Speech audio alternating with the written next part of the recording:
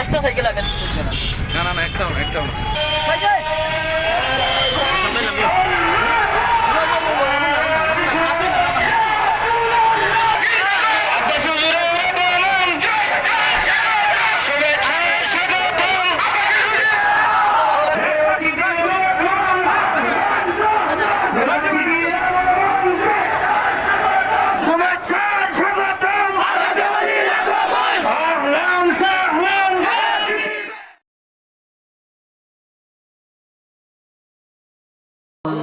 سيدنا وحبيبنا ومولانا محمدا عبد الله ورسوله صلى الله عليه وعلى آله وصحبه وسلم الذي أكمل الله به قصر النبوة أي ختم الله به النبوة وحكما لا نبي بعده وأعلن في القرآن بالبرهان أن محمدا صلى الله عليه وسلم خاتم النبيين والمرسلين الذي أرسله بالحق بشيرا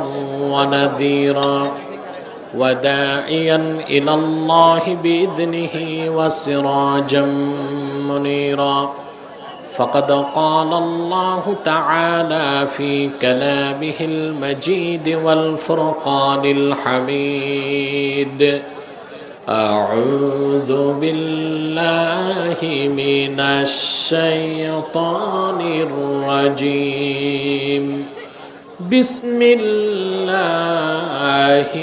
الرحمن الرحيم الذين يؤمنون بالغيب ويقيمون الصلاة ومما رزقناهم ينفقون والذين يؤمنون بما أنزل إليك وما أنزل من قبلك وبالآخرة هم يوقنون أولئك على هدى من ربهم وأولئك هم المفلحون صدق الله العظيم وصدق رسوله النبي الكريم ونحن على ذلك من الشاهدين والشاكرين والحمد لله رب العالمين إن الله وملائكته يصلون على النبي يا أيها الذين آمنوا صلوا عليه وسلموا تسليما اللهم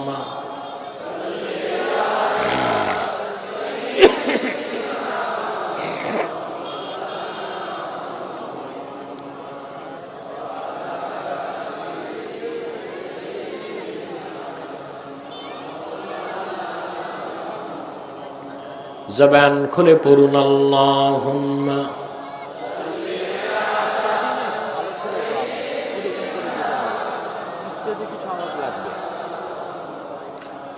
ওয়া আলা আলি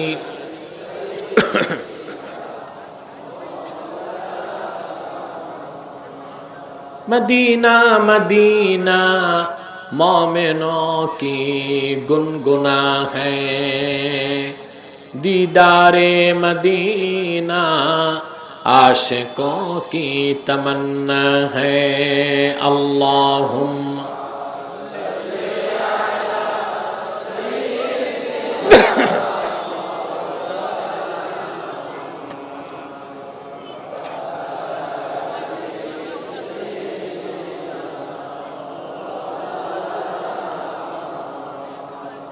मदीने की हवा से जन्नती बू आती है, खाके पाके मदीना में नूर जन्नत चमकती है। अल्लाहुम्मा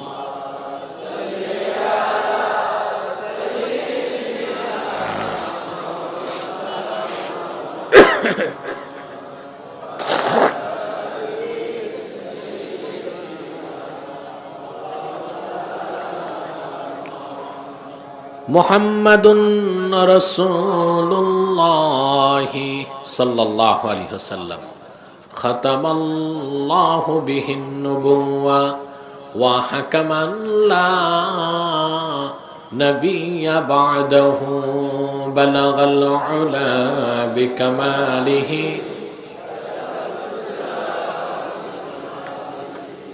हसनत जमीअ खसालिही।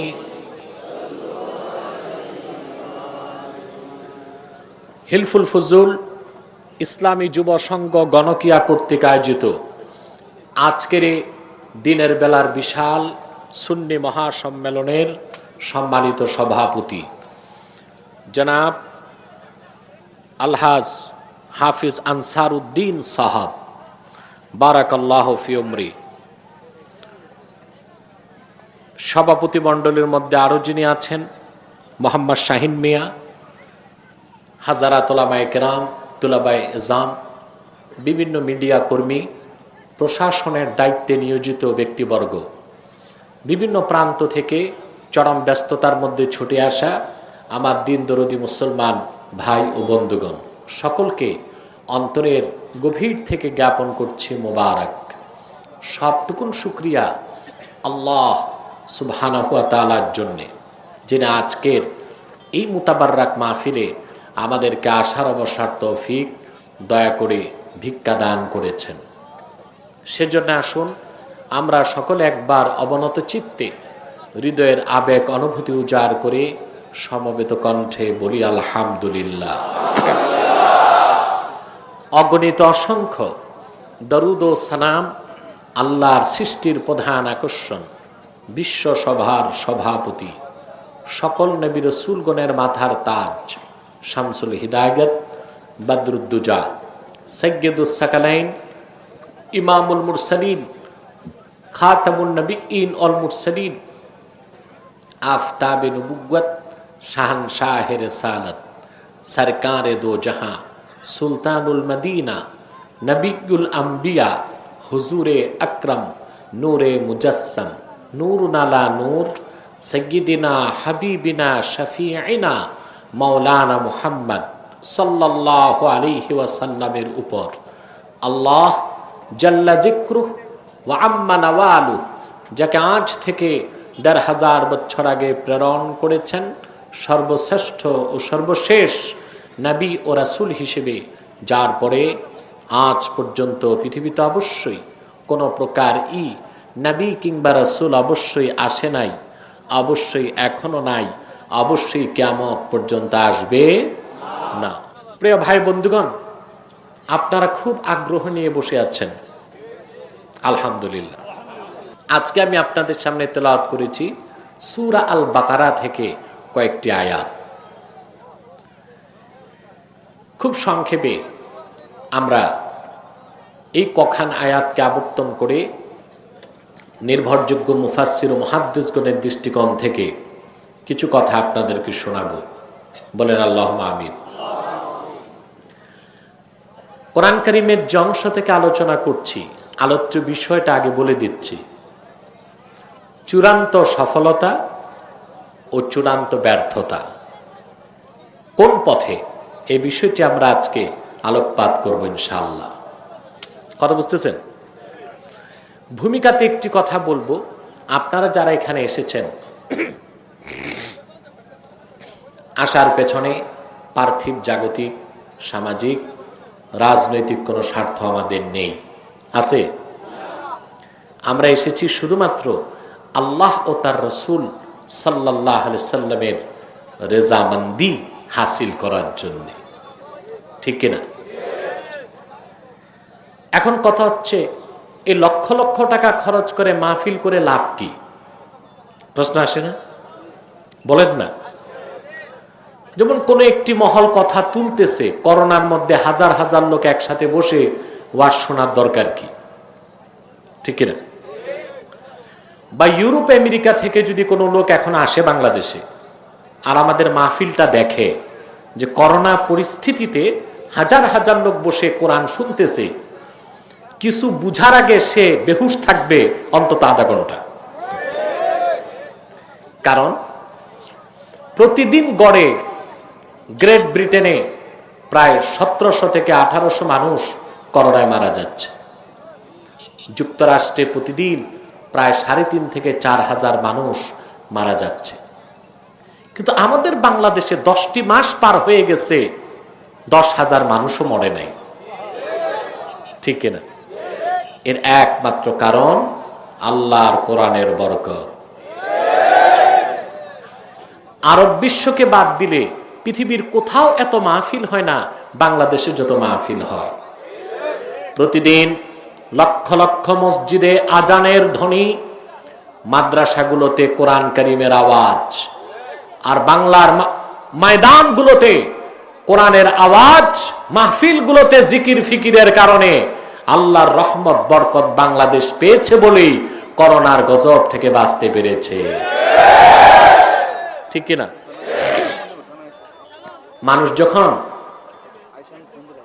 কোরআন হাদিস শুনতে বসে, যতক্ষণ বসে ঈমান বাড়তে থাকে। সুবহানাল্লাহ বলবেন। আল্লাহ পাক কোরআন কারীমে বলেছেন, وَإِذَا تُلِيَتْ عَلَيْهِمْ آيَاتُهُ زَادَتْهُمْ إِيمَانًا وَعَلَى رَبِّهِمْ يَتَوَكَّلُونَ।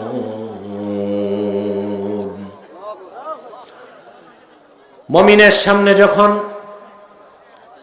ঈমানদারগণের সামনে যখন কোরআনের তেলাওয়াত হয়, কোরআন কারীমের ব্যাখ্যা হয়, কোরআন কারীমের আওয়াজ হয়, তাদের ঈমানটা বেড়ে যায়। তো কোরআন কারীমকে সামনে রেখে বসে আছেন, ঈমান বাড়তেছে। কোরআন কারীম শুনলে, কোরআন কারীমের সামনে বসলে ঈমান বাড়ে। তাহলে আমাদের ঈমান বাড়তেছে। যারা বলেন 2, মানুষ যখন ঈমান আনার পরে তওবা করে, আল্লাহ তাআলা বরকতের দরজাগুলো খুলে দেন। সবচেয়ে বড় তওবা হয় যখন আমরা মুনাজাতে হাত তুলে চোখে পানি আনি। ঠিক কিনা? আল্লাহ কোরআন কারীমে বলেছেন, ওয়ালাউ আন্না আহলাল কুরা আমানু ওয়াত্তাকাউ লাফাতাহনা বারাকাতিম মিনাস সামাই ওয়াল আরদ। যদি জনপদের মানুষসমূহ ঈমান আনয়ন করত এবং তওবা করত, আল্লাহ বলেন আমি তাদের জন্য আকাশ ও জমিনের বরকতের সব দরজাগুলো খুলে দিতাম। তাহলে আপনাদের ঈমান বাড়তেছে আর মুনাজাতে তওবা করবেন, নিশ্চিত আল্লাহ পাক বাংলাদেশের জন্য বরকতের দরজাগুলো খুলে দিচ্ছেন, আরো দিবেন। ঠিক কিনা? তাহলে বাংলাদেশে কোরআন কারীমের মাহফিল যত বাড়বে, করোনার গজব সহ সমস্ত বিপদ আপদ তত দূরে যাবে। ঠিক কিনা? এতে আমরা খুশি না বেজার? জোরে বলেন। এবার আসেন মূল আলোচনায় প্রবেশ করছি। আল্লাহ পাক এই পৃথিবীতে কারা সফল সেই কথাটি তুলে ধরেছেন। আমরা সফলতা চাই না? কথা বলে না। আমরা কেন, ইতর প্রাণীও তো সফলতা চায়। একটি বাবুই পাখি সুনিপুণ দক্ষতায় ঘর বানায়, এই কাজে সে সফল। বড় আশ্চর্য তার টেকনোলজি বাবুই পাখির, যে তার ঘরের এন্ট্রি নিচের দিকে, এক্সিট উপরের দিকে। সারা রাত ঘুমায়, পড়ে যায় না, ডিমটাও পড়ে ভেঙ্গে যায় না। আমি বলে থাকি বাংলাদেশের যত প্রকৌশল বিশ্ববিদ্যালয় আছে, বুয়েট, চুয়েট, রুয়েট, ডুয়েট, সব ইঞ্জিনিয়ার এক করলেও বাবুই পাখির ঘরের মতো একটি ঘর বানাতে পারবে না। পারবে? এই কাজে বাবুই সফল। মৌমাছির দিকে তাকান, কত সুন্দর করে সে তার ঘরটা বানায়। বিজ্ঞানের মস্তিষ্ক অবশ হয়ে যায়, মৌমাছি কেমন করে তা বানায়। একেবারে জ্যামিতিক ভাবে, প্রত্যেকটা খোপের মাপ ঠিক, দরজা নাই, কপাট নাই, মধু ঝরে পড়ে যায় না, সব জমে থাকে। এই কাজে সে সফল। সুবহানাল্লাহ বলবেন না? ইতর প্রাণী যদি সফলতা চায়, মানুষ কি চায় না? কিন্তু মানুষ তার সঠিক সফলতা খুঁজে পায় না। চূড়ান্ত সফলতার ফর্মুলা দিয়েছে আল কোরআন। কে দিয়েছে? পৃথিবীর সফলতা সফলতা নয়, কোরআন যে সফলতার ব্যাখ্যা দিয়েছে তা হচ্ছে ইহকালীন কল্যাণ, পরকালীন মুক্তি। আপনার সম্মান আছে, বিত্ত বৈভব আছে, টাকা আছে, পয়সা আছে, রাজনৈতিক কেরিয়ার আছে, আপনি নেতা হয়ে গেছেন, ধনী হয়ে গেছেন, ধনকুব হয়ে গেছেন, আপনার ঈমান নাই, আপনি পরকালে ব্যর্থ। দুনিয়ার এই সফলতার 2 পয়সা মূল্য নাই। আছে? যাদের ঈমান নাই দুনিয়ায় সফল, সফল রাজনীতিবিদ, সফল ব্যবসায়ী, সফল চাকরিজীবী, কিন্তু পরকালের কোনো পুঁজি নাই, ঈমান নাই, তাদেরকে আল্লাহ পাক কি বলেছেন কোরআনে? আল্লাহ বলেন, কুল হাল নুনাব্বিউকুম বিল আখসারিনা আমালা আল্লাযীনা দাল্লা সা'য়ুহুম ফিল হায়াতিদ দুনিয়া ওয়া হুম ইয়াহসাবুনা আন্নাহুম ইউহসিনুনা সুনআ। আল্লাহ পাক বলছেন, মুহাম্মদ সাল্লাল্লাহু আলাইহি সাল্লাম, আপনাকে কি আমি জানাবো এই পৃথিবীতে সবচেয়ে ক্ষতিগ্রস্ত কারা? যে মানুষগুলোর সমস্ত চেষ্টা, সাধনা, সংগ্রাম তারা বরবাদ করে দিল দুনিয়া কামাই করার পিছনে, আর তারা মনে করে তাদের কাজগুলো খুব সুন্দর, খুব ভালো, পরকালের কোনো পুঁজি নাই, ঈমান নাই, তারা সবচেয়ে ব্যর্থ এবং ক্ষতিগ্রস্ত। তাহলে সফলতা কি? দুনিয়ার কল্যাণ, পরকালের মুক্তি, ঠিক কিনা? মানবরচিত তন্ত্রমন্ত্র মতবাদগুলো যদিও মানুষকে ইহকালীন কিছুটা কল্যাণের পথ দেখিয়েছে, পরকালে মুক্তির কোনো ব্যবস্থা নাই। ইহকালীন কল্যাণ এবং পরকালীন মুক্তির মাধ্যমে কোন ব্যক্তি সফল? আল্লাহ কোরআন কারীমে ব্যাখ্যা করেছেন, আল্লাযীনা ইউমিনুনা বিল গায়ব, যারা বিশ্বাস স্থাপন করে গায়বের উপর, ওয়া ইউকিমুনাস সালাহ, 5 ওয়াক্ত নামাজ আদায় করে, ওয়া মিম্মা রাযাকনাহুম ইউনফিকুন, আর আমার প্রদত্ত রিজিক থেকে দান করে। والذين يؤمنون بما أنزل إليك وما أنزل من قبلك وبالآخرة هم يوقنون, যারা আপনার উপর অবতীর্ণ কোরআনকে বিশ্বাস করে এবং পূর্বে যে আসমানি কিতাবগুলো নাজিল হয়েছিল কোনো এক সময় তা আল্লাহর বাণী ছিল, এই কথা বিশ্বাস করে, আখিরাতকে বিশ্বাস করে। 6টা বিষয়। কটা? আল্লাহ পাক বলেন, উলাইকা আলা হুদাম মির রাব্বিহিম ওয়া উলাইকা হুমুল মুফলিহুন, তারাই তাদের রবের হেদায়েতের উপর প্রতিষ্ঠিত, আর তারাই চূড়ান্তভাবে সফল। বলেন সুবহানাল্লাহ। আমার কথা বুঝতে পারছেন? খেয়াল করতেছেন? যদি কথাগুলো না বুঝেন আর এই বিশাল সম্মেলন থেকে কোনো বার্তা, কোনো মেসেজ নিয়ে বাড়ি না যান, তে মাহফিলে এসে কাঙ্ক্ষিত ফলাফল আপনি পাবেন না। আমাদের বদঅভ্যাস, আমরা এসে বক্তার আওয়াজ শুনি, ওয়াজ শুনি না, ঠিক কিনা? সারা রাত ওয়াজ শুনেন আপনারা, ফজরের সময় সিন্নির পোটলা নিয়ে বাড়ি যান। বউ যদি জিজ্ঞেস করে কি শুনছো, কিচ্ছু মনে নাই, তো কি করলাম, মজা লাগছে, এটা কি ওয়াজের উদ্দেশ্য নাকি? কথা বলেন, নাকি উদ্দেশ্য হেদায়েত পাওয়া? আল্লাহর কোরআনে ইহকালের সমস্ত সমস্যার সমাধান, পরকালের মুক্তির ব্যবস্থা এই কোরআন কারীমে আল্লাহ বলে দিয়েছেন। সুবহানাল্লাহ। প্রিয় ভাই বন্ধুগণ, তাহলে সফলকে, সফলতার মূল ভিত্তি ঈমান। প্রথম কি? যার ঈমান নাই তার কিচ্ছু নাই। ঈমান নাই, দান করবেন, খয়রাত করবেন, যাকাত দিবেন, মানব সেবা করবেন, ওটা 2 পয়সা মূল্য নাই। অমুসলিমদের মধ্যে দেখা যায় অনেকে দান খয়রাত করে না? রোহিঙ্গারা বাংলাদেশে ঢুকলো, স্ক্যান্ডিনেভিয়া, ইউরোপের যে দেশগুলো, সুইডেন, সুইজারল্যান্ড, নেদারল্যান্ড, গ্রিনল্যান্ড, ওখান থেকে খ্রিস্টানরা এসে লক্ষ লক্ষ ডলার বিতরণ করেছে। এই দান খয়রাতে 2 পয়সার মূল্য নাই, ঠিক না? মাদার তেরেসা তার সারা জীবনের সম্পদ গরিবকে বন্টন করেছে, তবে উদ্দেশ্য খারাপ ছিল, কনভার্ট করা, মানুষকে খ্রিস্টান বানানোর একটা উদ্দেশ্য ছিল, ঠিক না?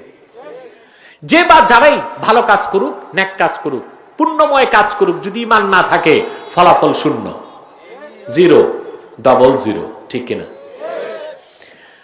যাদের ঈমান নাই, সৎকর্ম করে, আল্লাহ তাদের উদাহরণ কোরআন কারীমে দিয়েছেন, والذين كفروا أعمالهم كسراب بقية يحسبه الظمآن ماء حتى إذا جاءه لم يجده شيئا ووجد الله عنده فوفاه حسابه والله سريع الحساب। আল্লাহ রাব্বুল আলামিন বলেন, আর যারা অবিশ্বাসী, সংশয়বাদী, জড়বাদী, বস্তু পূজারী, অবিশ্বাসী, কাফের, মুশরিক, নাস্তিক, তাদের ভালো কাজগুলো হলো কি রকম?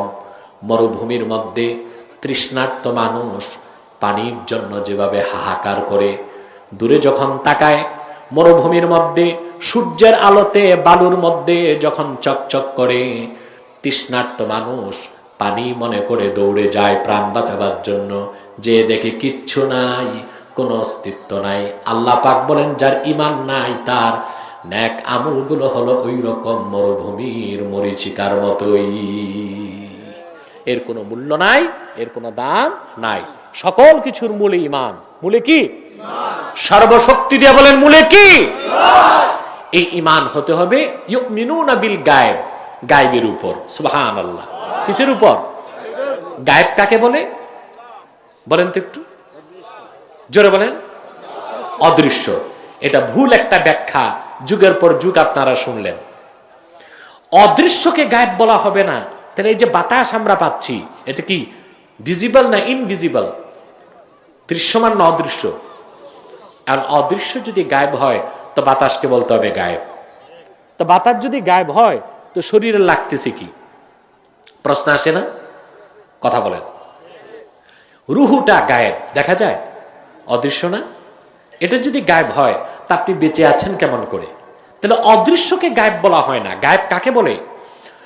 বিশ্ববরেণ্য মুফাসসির ইমাম খাজেন রাহমাতুল্লাহি আলাইহি তাফসীর খাজেনে লেখেন, কুল্লু মা গাবা আন খাওয়াসিল খামসা, প্রত্যেক সেই জিনিস যা পঞ্চ ইন্দ্রিয় থেকে দূরে। 5টা ইন্দ্রিয় যে জিনিসকে দেখতে পারে না, ছুঁইতে পারে না, অনুমান করতে পারে না, অনুভব করতে পারে না, সে জিনিসটার নাম গায়েব। হতে পারে তা বহু দূরে, হতে পারে তা খুব কাছে। সেজন্য 9 কোটি 30 লক্ষ মাইল দূরের সূর্যটা আমাদের কাছে গায়েব নয়, কিন্তু 3.5 হাত নিচের কবরটা গায়েব হয়ে গেছে। কবরে আওয়াজ পান? কথা বলেন। তর্জন গর্জন আছে কি না? আছে। শুধু আছে তা না, সহিহ হাদিসে এসেছে, আমার প্রিয় রাসূল মুহাম্মদ সাল্লাল্লাহু আলাইহি ওয়াসাল্লাম ইরশাদ করেছেন, মানুষকে যখন দাফন করা হয়, সওয়াল জবাবের পরই মাটি চাপ দেয়। ডান দিক থেকে একটা চাপ দেয়, হাড় হাড্ডিগুলো ভেঙে বাম দিকে চলে আসে। বাম দিক থেকে একটা চাপ দেয়, হাড় হাড্ডিগুলো ডান দিকে চলে আসে। বনি আদম ব্যথার চোটে এমন চিৎকার দেয়, দুনিয়ার পূবে পশ্চিমে যারা আছে সবাই শুনতে পায় তার চিৎকারের আওয়াজ, শুধু শুনতে পায় না জিন আর মানুষ। আম্মা জান আয়েশা রাদিয়াল্লাহু তাআলা আনহা কান্না করতে লাগলেন, নিজের জন্য না, সন্তানদের জন্য। ইয়া রাসূলুল্লাহ সাল্লাল্লাহু আলাইহি ওয়াসাল্লাম, প্রতিটি মানুষকে যদি মাটি চাপ দেয় তো ঈমান এনে নেক আমল করে লাভ কি? প্রশ্নটা তো আমাদেরও। আম্মা জান আয়েশা রাদিয়াল্লাহু তাআলা আনহা আমাদের জন্য কানলেন। তাহলে আপনার উম্মতের কি হবে যারা মুমিন? তাদেরকে তো মাটি চাপ দিবে। প্রিয় রাসূল আমার নূর নবী মুহাম্মদ সাল্লাল্লাহু আলাইহি সাল্লাম বলেন, আয়েশা, আমার উম্মতের মধ্যে যারা মুমিন নেককার, মাটি তাদেরকেও চাপ দিবে, কিন্তু শুনে রাখো তাদের জন্য মাটিটা হবে কা উম্মতি শাফাকাতি ইয়াশকু আলাইহা ইবনু হাসসাগীরুস সুদা। আমার মুমিন উম্মতের জন্য কবরের মাটি হয়ে যাবে দয়ালু মায়ের মতো। একজন সন্তান প্রচন্ড মাথার ব্যথা নিয়ে মায়ের কাছে যখন আসেন, এসে যখন বলে মা মাথা ব্যথা করে, দয়াদ্র মা কি করে বুকের মধ্যে মাথাটা নিয়ে আস্তে আস্তে চাপ দেয়, দাবায় দেয়। এত আরাম পায় সন্তান, মায়ের শীতল বুকে সে কখন ঘুমায় যায় টেরও পায় না। হাদিসের অর্থ হলো মুমিনকে যখন মাটি চাপ দিবে, সেই চাপটা দয়ালু মায়ের মাথা দাবানোর মতো মজা পাবে সে। এমন আরামের ঘুম ঘুমায় যাবে কবরে মুমিন, ইসরাফিলের সিংগায় ফুকের আগে তার ঘুম আর ভাঙবে না। আমরা ওই রকম একটি জীবন চাই, সফল জীবন চাই। সেজন্য প্রথম প্রয়োজন হচ্ছে ঈমান। কি প্রয়োজন? ঈমান। রাজি আছেন তো? গায়েব কি জিনিস? গায়েব হচ্ছে অজানা, যা পঞ্চ ইন্দ্রিয় থেকে দূরে, ওটার নাম কি? গায়েব। এই জন্য আল্লাহ বলেছেন ঈমান বিল গায়েব, বিশ্বাস স্থাপন করতে হবে গায়েবের উপর। অর্থাৎ আল্লাহর কোরআনে যা কিছু এসেছে সব বিশ্বাস করতে হবে। আর এই ক্ষেত্রে আমি যে যুক্তিটা দিয়ে থাকি যে কোরআন সবকিছুর ঊর্ধ্বে, বিজ্ঞান দিয়ে কোরআনকে জাস্টিফাই করা যাবে না, কোরআন দিয়ে বিজ্ঞানকে জাস্টিফাই করতে হবে। কারণ বিজ্ঞান হচ্ছে সসীম, কোরআন হচ্ছে অসীম। বিজ্ঞান কি? কতটুক সসীম আপনি জানেন? আমি একটা উদাহরণ দিব। বিজ্ঞান যত জ্ঞান অর্জন করে তার পাঁচটা মাধ্যম, পঞ্চ ইন্দ্রিয়, চোখ, কান, নাক, জিহ্বা, চামড়া। এর বাইরে ষষ্ঠ ইন্দ্রিয় আছে? কথা বলে না। এক বিজ্ঞ ব্যক্তি আমাকে বলল যে বাঙালির 6টা ইন্দ্রিয়। আমি বললাম এটা কি বলেন? বলে হ্যাঁ, বাংলাদেশিদের ষষ্ঠ ইন্দ্রিয়র কাজ হচ্ছে এক ভাই আরেক ভাইকে কিভাবে বাস দিবে। এই একটা ইন্দ্রিয় তাদের মধ্যে সবসময় অ্যাক্টিভ থাকে, আগেই রেডি থাকে কাকে কোন টাইপের বাস দিতে হবে। ঠিক কিনা? আমাদের পিছে পড়ে যাওয়ার কারণে এটাও একটা অন্যতম কারণ। ভাই বন্ধুরা, কথা খেয়াল করছেন? শুনতেছেন? ইন্দ্রিয় কয়টা? এই 5টা ইন্দ্রিয়ের বাইরে যত বড় বিজ্ঞানী হোক, তার জ্ঞান অর্জনের কোনো মাধ্যম নাই। একজন মানুষ খালি চোখে কতটুক দেখে? মানুষের ইন্দ্রিয়ের ক্ষমতাই কতটুক? সীমিত না? একটা মানুষ খালি চোখে দেখে মাত্র 21 মাইল। কত? আরেকটা ঈগল পাখি দেখে কয়েকশো মাইল। আমাদের চেয়ে অনেক বেশি শকুন দেখে। ঠিক কিনা? আমাদের নাকের ক্ষমতা কতটুক? রান্না করি আমরা, খবর পাই পিঁপড়া। ঠিক কিনা? আমাদের নাকের 1000 ভাগের 1 ভাগ না, পুরা পিঁপড়াটা, কিন্তু তার ঘ্রাণ শক্তি এত বেশি আমাদের চেয়ে, সে ঘ্রাণটা পেয়ে যায়। ঠিক কিনা? কানের ক্ষমতা কতটুক? এই যে কবরের আওয়াজ আমরা কেন শুনি না? তা তো বাস্তব সত্য। আমাদের পাওয়ার কানের সীমিত। বিজ্ঞান বলেছে, শব্দ বিজ্ঞান বলে কোন শব্দের কম্পাঙ্ক, আমি আওয়াজ করেছি, আওয়াজ পেয়েছেন কেন? বস্তুর আঘাতে বাতাসে কম্পন সৃষ্টি হয়, বাতাসের ঢেউতে তা কর্ণ কুহরে যায়, আমরা আওয়াজ পাই।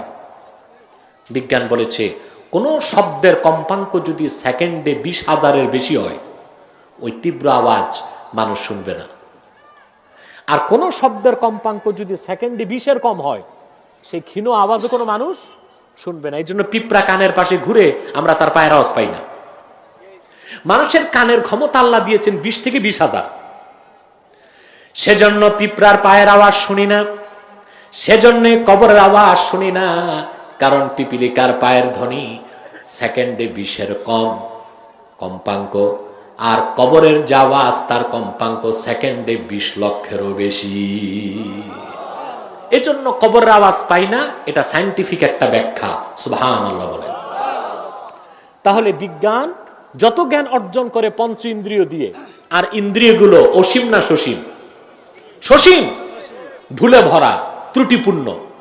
আপনাকে উদাহরণ দিচ্ছি, আমেরিকার নাসাতে যে বিজ্ঞানী টেলিস্কোপ দিয়ে দেখতেছে নক্ষত্রগুলো, বিজ্ঞানী বলতেছে যে আমাদের পৃথিবী থেকে 4.5 বিলিয়ন আলোকবর্ষ দূরে একটা নক্ষত্র আছে, ওখান থেকে আলো আসতে আরো 400 কোটি বছর লাগবে। নাসাতে যে বিজ্ঞানী টেলিস্কোপে দেখতেছে, ওই বিজ্ঞানী যদি 2 চোখে অন্ধ হয়, ওরে টেলিস্কোপ দিলেই কি বায়োস্কোপ দিলেই ও কি দেখবে? ও তো তার নাকের মাথায় যে মাছি বসছে তাও দেখবে না। তাহলে তার জ্ঞান অর্জনের মাধ্যম কি টেলিস্কোপ না চোখ? তা সীমিত না অসীমিত? ভুল হতে পারে, পারে, চোখের দৃষ্টি ভুল হতে পারে। এই যে নাস্তিকরা বলে সিইং ইজ বিলিভিং, দেখাই বিশ্বাস, দেখি না বিশ্বাস করি না, এর চেয়ে আনসাইন্টিফিক গাজাখুরি কথা আর একটাও হতে পারে না। আমরা যখন গাড়ি নিয়ে দক্ষিণ দিকে দৌড়াই 100 মাইল গতিতে, ডানে বামে দেখা যায় গাছগুলো উত্তর দিকে 100 মাইল গতিতে দৌড়ায়। তো দেখাই যদি বিশ্বাস হয়, তাহলে বলতে হবে আমরা দৌড়াই উত্তরে, গাছ দৌড়ায় দক্ষিণে। বিষয় কি তাই?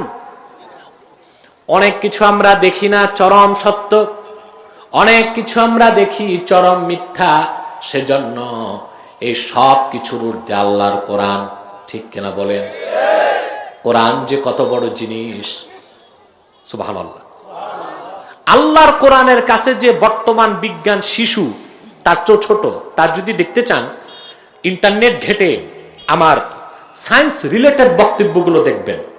কোরআন কারীম ও হাদিসের ব্যাখ্যায় বৈজ্ঞানিক যে তথ্যগুলো আমি তুলে ধরেছি, এটা দেখবেন আপনারা, সব স্পষ্ট হয়ে যাবে আপনাদের কাছে ইনশাআল্লাহ। যারাই নাস্তিক হচ্ছে, সংশয়বাদী হচ্ছে, গোমরাহ হচ্ছে, তারা অতিরিক্ত বিজ্ঞান ভক্তির কারণে ধ্বংস হয়ে যাচ্ছে। অথচ বর্তমান আধুনিক বিজ্ঞানের চরম উন্নতি যেখানে শেষ, আমার আল্লাহ তাআলার নগণ্য সৃষ্টির প্রযুক্তি সেখানে শুরু। আমি একটা উদাহরণ দিই, কথা বলে না। শীতকালে রাশিয়ার সাইবেরিয়া থেকে পাখি আসে বাংলাদেশে মাছ খায়, দেখছেন? তার কত প্রযুক্তি জানেন আপনি? এই যে প্লেনগুলো বিজ্ঞান তৈরি করেছে, এখন বাংলাদেশে কিছু ভালো প্লেন কিনেছে, ড্রিম লাইনার, অত্যাধুনিক প্লেন। আমরা এখন একটু গর্ববোধ করতে পারি, আমাদের কিছু নতুন প্লেন আছে। আগে আমাদের প্লেন ছিল না, যাও ছিল চাকা নাই, ডানা ভাঙ্গা, মশা ঢুকে, শুনতাম আগে বৃষ্টির পানিও পড়তো। এখন কিছু নতুন প্লেন বাংলাদেশ এয়ারলাইন্সের সংযোজন হয়েছে, এর মধ্যে অত্যাধুনিক ড্রিম লাইনার আছে। একটি এয়ারক্রাফটের দাম 1400 কোটি টাকা। এই প্লেনটি বানাতে বিজ্ঞান কত প্রযুক্তি ব্যবহার করেছে, ঠিক না? তারপরে পড়াশোনা করে পাইলট হয়, একটি বড় ফ্লাইটে 4 জন পাইলট প্রয়োজন হয়। তারপরে এয়ারক্রাফটে পাইলট, কো পাইলট, ক্যাপ্টেন। বড় প্লেনগুলোতে কমসে কম কেবিন ক্রু থাকে 20 জন। তারপর একটি ফ্লাইট রেডি হয় এয়ারপোর্টে, ঠিক কিনা? এটিসি, এয়ার ট্রাফিক কন্ট্রোল, অনুমতি দিলে প্লেনটাকে সে গ্রাউন্ড থেকে ট্যাক্সি ওয়ে দিয়ে রানওয়েতে নিয়ে যায়, উঠতে পারবে না। আবার রাডার, এয়ার ট্রাফিক কন্ট্রোল থেকে অনুমতি দিলে আকাশে উড়বে, ঠিক কিনা? প্লেন যাবে অস্ট্রেলিয়া, বাংলাদেশ থেকে অস্ট্রেলিয়া পর্যন্ত প্রতিটি রাষ্ট্রের এয়ার ট্রাফিক কন্ট্রোলের সাথে যোগাযোগ করে তাকে যেতে হবে। অস্ট্রেলিয়াতে পৌঁছার পর যদি দেখে এয়ারপোর্টে কুয়াশা, লো ভিজিবিলিটিতে বিমান নামতে পারবে না, বিজ্ঞান ফেল, বিজ্ঞানের প্রযুক্তি, তাকে অন্য কোনো সুযোগ গ্রহণ করতে হবে। কিন্তু তাকায় দেখেন মুসলমান, আল্লাহ তাআলা সৃষ্টির একটি নগণ্য পাখি, ক্যামব্রিজে পড়ে নাই, অক্সফোর্ডে পড়ে নাই, সে রাশিয়ার সাইবেরিয়া থেকে সে ডানা মেলে দেয়। তার কাছে রাডার নাই, জিপিআরএস নাই, এটিসি নাই, দ্রাঘিমাংশ অক্ষাংশ সে জানে না, পথঘাট চিনে না। আকাশে ঝঞ্ঝা বিক্ষুব্ধ পরিবেশ পার হয়ে বাংলাদেশে চলে আসে। শীতকালে কয়েক মাস পেট ভর্তি করে বাংলাদেশের মিঠা পানির মাছ খেয়ে মনটা ভরে যায়, আবার ডানা মেলে সাইবেরিয়া ফিরে যায়। পথঘাট ভুল হয় না, কোনো ঝড় তুফান তারে থামাতে পারে না। বিজ্ঞানের প্রযুক্তি যেখানে চূড়ান্ত পর্যায়ে পৌঁছেছে, তার চেয়ে মারাত্মক প্রযুক্তি আল্লাহ পাক নগণ্য সৃষ্টি পাখির ক্ষুদ্র মাথার মধ্যে রেখে দিয়েছেন। সুবহানাল্লাহ। সেই বিজ্ঞান দিয়ে আসছে কোরআন যাচাই করতে। নির্ভর বিজ্ঞান দিয়ে কোরআনকে জাস্টিফাই করা যাবে না, আল্লাহর কোরআন দিয়ে বিজ্ঞানকে জাস্টিফাই করতে হবে। ঠিক কিনা বলে? আফসোস, আমরা আজকে সব পড়ি, কোরআন পড়ি না, কোরআন কারীম পড়ি না। আমাদের মানুষগুলো ধ্বংস হয়ে যাচ্ছে। এই যে বাংলাদেশের সরকার হিমশিম খাচ্ছে নেশা দমন করতে, পারতেছে না। বাংলাদেশের মূল ক্রাইসিস এখন নেশা, কিশোর গ্যাং, গণধর্ষণ আর দুর্নীতি। তা বাড়তেছে, কমতেছে না। এটা শুধু বাংলাদেশের দোষ না। বলা হয় যুক্তরাষ্ট্রকে মাদার অফ ডেমোক্রেসি, গণতন্ত্রের প্রসূতি, ঠিক কিনা? সে যুক্তরাষ্ট্রে কি হয়েছে দেখছেন? প্রেসিডেন্ট নির্বাচনের পরে ড্রামপন্থী ট্রাম্পপন্থী, ড্রাম আর বাইডেন দুই দল লোক লাগছে মারামারি ক্যাপিটাল হিলে, তাও জায়গায় 4 জন শেষ। আমি ভাবলাম বাংলাদেশের ভাইরাস আমেরিকা গেল কেমন করে? আমরা তাদের চেয়ে ভালো আছি। আমাদের গুলিস্তান সদরঘাটও এই কাজ হয় না, ক্যাপিটাল হিলে যা হয়েছে। জ্যান্ত মানুষ মেরে ফেলছে জায়গায়। তাহলে শুধু শিক্ষা দিয়ে মানুষকে ভালো করা যায় না, হতে হবে সুশিক্ষা, ঠিক কিনা? আর আল্লাহর কোরআনের বাইরে কোনো শিক্ষাই নাই।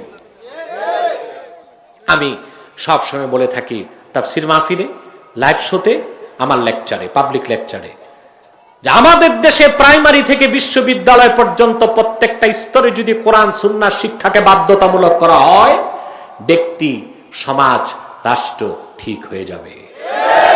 দুর্নীতি থাকবে না, সন্ত্রাস থাকবে না, সহিংসতা থাকবে না, কিশোর গ্যাং থাকবে না, নেশা থাকবে না।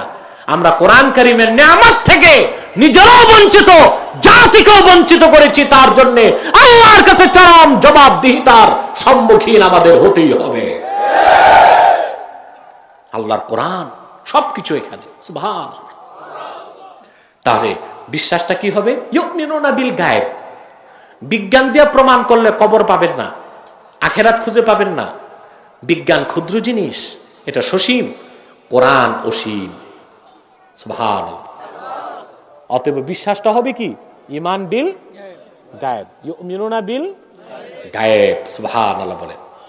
এখন ঈমানটা কি, ঈমানের সংজ্ঞা কি, তা যদি আমি দিতে যাই, দিন না রাতও পার হবে, শেষ করা যাবে না। তবে আমার কাছে একটা সংজ্ঞা আছে, বলবো? মাতো না যে তোমরা?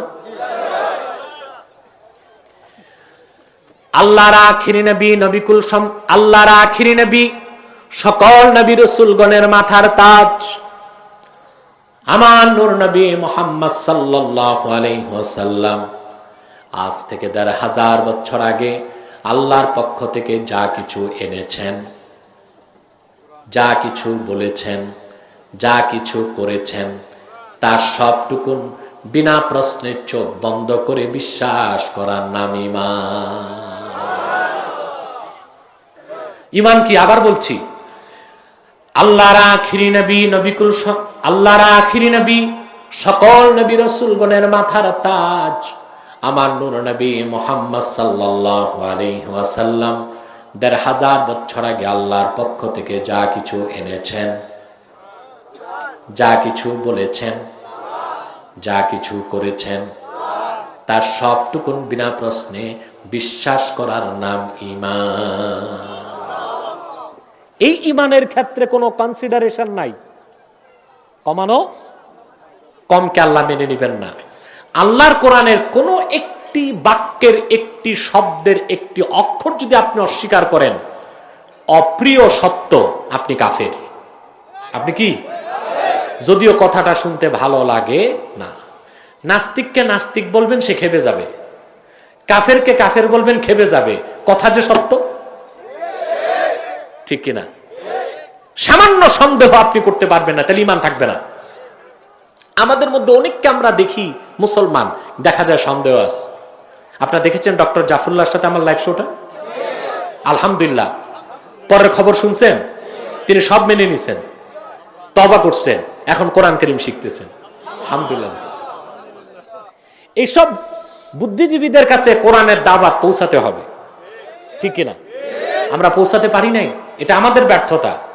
আর তাদের ব্যর্থতা, তারা সব পড়লো, আল্লাহর কোরআন পড়লো না, এটা তাদের ব্যর্থতা, ঠিক কিনা? আমার ভাইয়েরা, ঈমানের ক্ষেত্রে কোনো সন্দেহ চলবে না।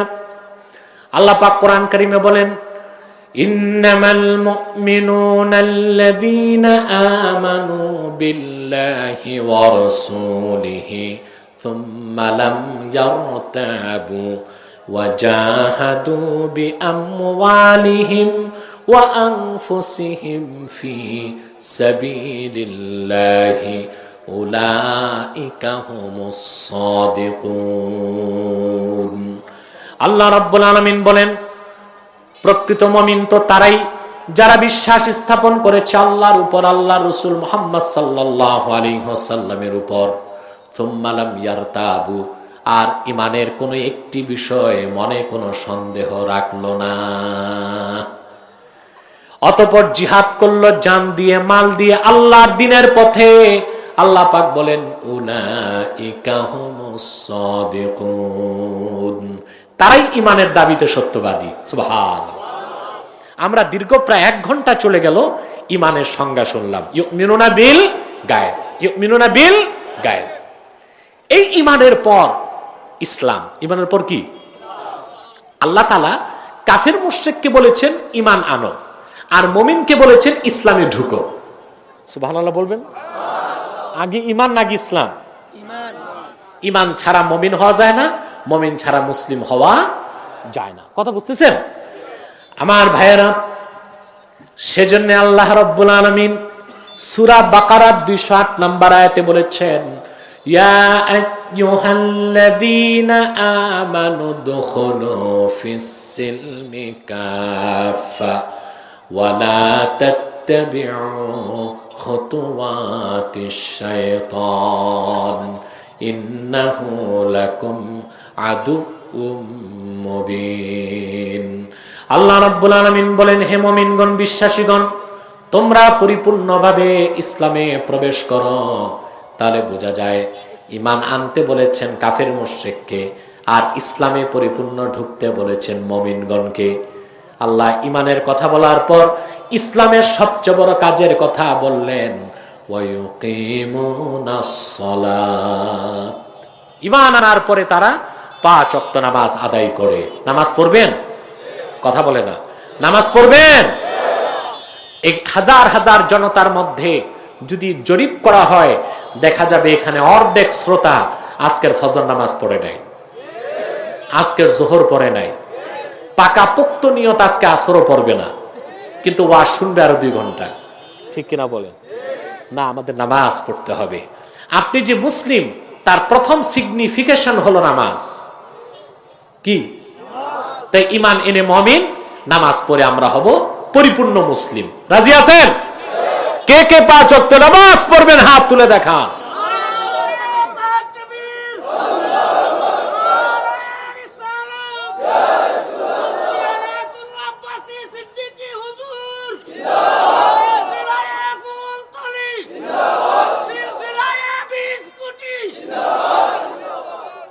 সবটাই বলেন, সিলসিলায়ে বদরপুরি, সিলসিলায়ে জৌনপুরি।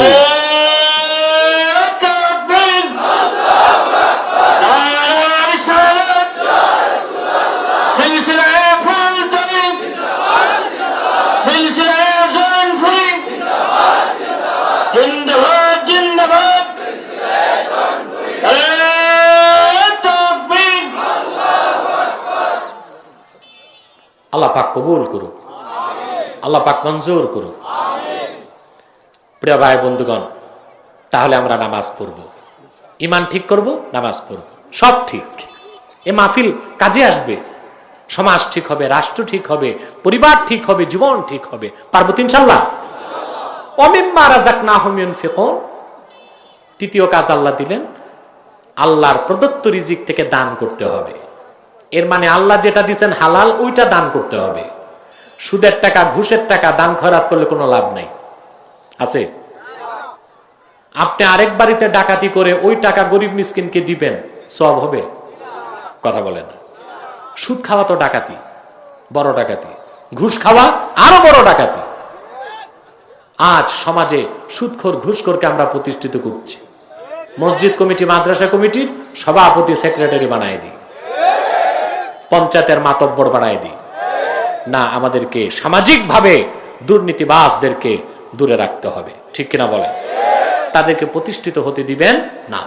তাহলে আমরা ইমানদার হব, 5 ওয়াক্ত নামাজ পড়ব এবং গরিব মিসকিনকে দান করব, সহায়তা করব। রাজি আছেন না ইনশাআল্লাহ? আল্লাহ যে বলেছেন ওয়ামিম্মা রাযাকনাহুম ইউনফিকুন, আমি যা দিয়েছি তা থেকে তারা দান করে, তাহলে গরিব মিসকিনকে দান করবেন, করবেন না?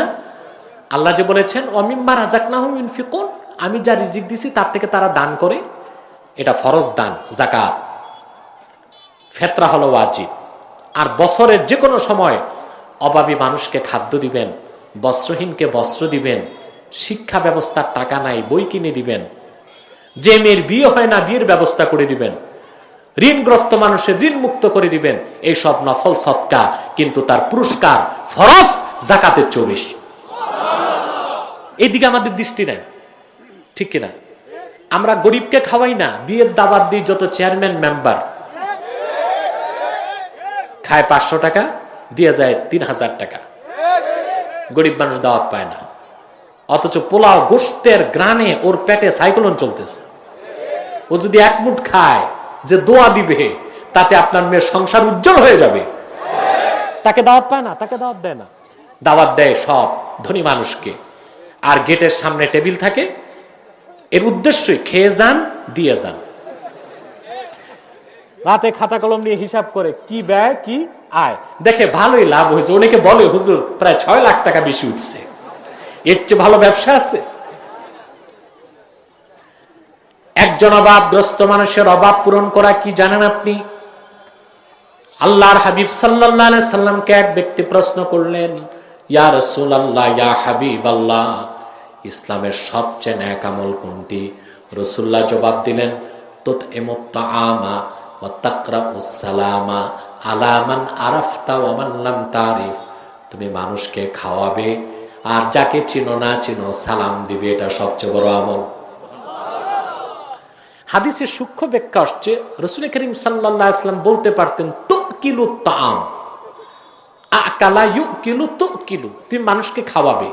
রাসূল করিম সাল্লাল্লাহু আলাইহি ওয়াসাল্লাম এটা বলেন না, বলেছেন তুতইমুত তাআম। এর অর্থ কি? শুধু খাদ্য খাওয়ানো না, যার যা প্রয়োজন তা মিটিয়ে দেওয়া হলো ইতআমুত তাআম। যার বস্ত্র নাই তাকে বস্ত্র দেওয়া, যার খাদ্য নাই তারে খাদ্য দেওয়া, যার ঘরে বৃষ্টির পানি পড়ে ছাদ নাই তারে ছাদ করে দেওয়া। যৌতুকের অভিশাপে বিয়ে হয় না, দারিদ্রতার কষাঘাতে বিয়ে হয় না, মেয়ে সারা রাত জেগে চোখের পানিতে বুকটা ভাসায় দেয়, টাকার জন্য বিয়ে হয় না। আপনি তার বিয়ে দিবেন, যার বস্ত্র নাই বস্ত্র দিবেন, চাকরি নাই চাকরি দিবেন, শিক্ষার বই নাই বই কিনে দিবেন, ওষুধ নাই ওষুধ কিনে দিবেন। এই সবটা ইতআমুত তাআম, যদিও নফল কিন্তু ফরজ যাকাতের চেয়ে বেশি সওয়াব আল্লাহ আমলনামায় দিয়ে দিবেন। 1947 পরে জাতিসংঘ মানুষের মূল অধিকার 5টা নির্ধারণ করছে: খাদ্য, বস্ত্র, চিকিৎসা, বাসস্থান, শিক্ষা। কয়টা? কোথায় পেয়েছে তারা? এটা হাদিস থেকে নিয়েছে, কোরআন হাদিস থেকে নিয়েছে। পশ্চিমারা মানুষের মৌলিক 5টি চাহিদা পূরণের স্লোগান তুলেছে 1950 সালের পরে। আর বিশ্ব মানবতার মুক্তির দূত আখির নবী মুহাম্মদ সাল্লাল্লাহু আলাইহি ওয়াসাল্লাম 1500 বছর আগে মানুষের 5টি মৌলিক অধিকার নয়, সকল মৌলিক অধিকার পূরণ করার দায়িত্ব উম্মতের হাতে ছেড়ে দিয়েছে। তো ইমুত তাআম, সব কথা চলে আসছে, যার যেটা নাই সেটা দাও। সুবহানাল্লাহ বলবেন না? যার যেটা নাই সেটা দাও।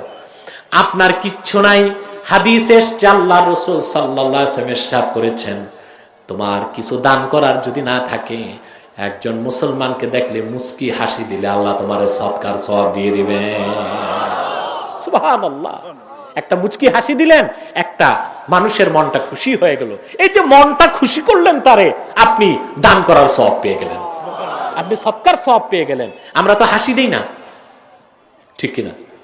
আর যাদের মোষগুলো বড় জঙ্গল হয়ে আছে, ওরা হাসে না কান্দে তত বোঝাও যায় না।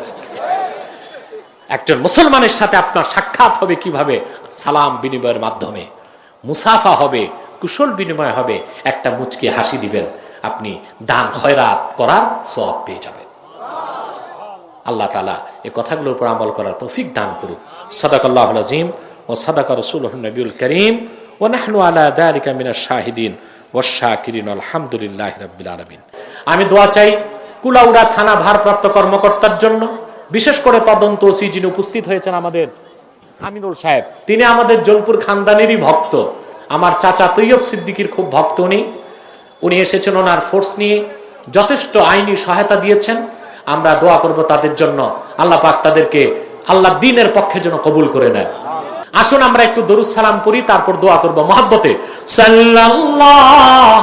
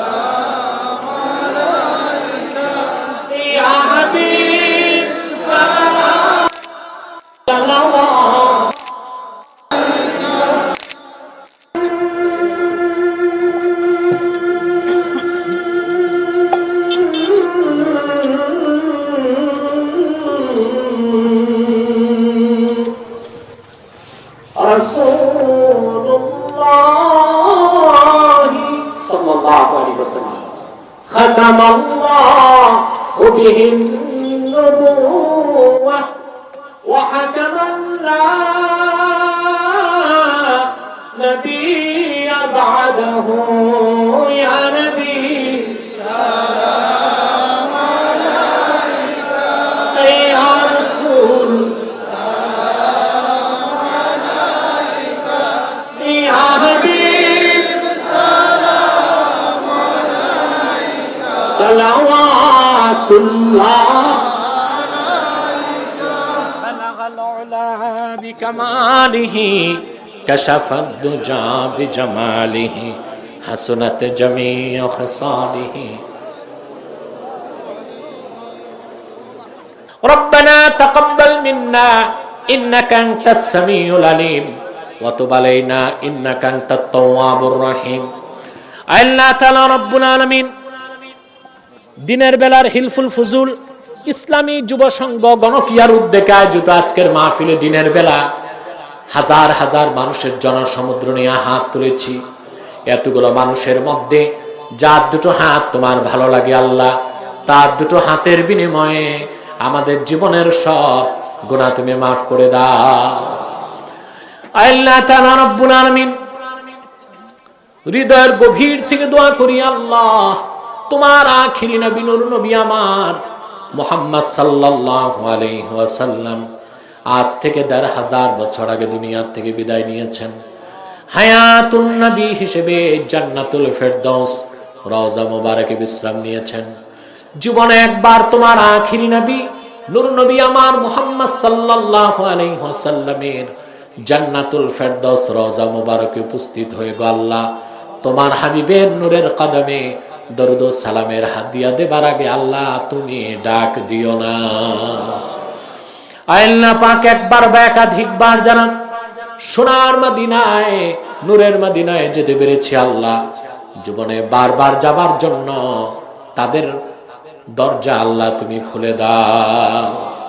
আল্লাহ হৃদয়ের গভীর থেকে দোয়া করি আল্লাহ, তোমার আখিরি নবী নূর নবী আমার মুহাম্মদ সাল্লাল্লাহু আলাইহি ওয়াসাল্লামের নূরের চেহারা মোবারক স্বপ্নে একবার দেখে গো আল্লাহ, জান্নাত ওয়াজিব হবার আগে তুমি ডাক দিও না।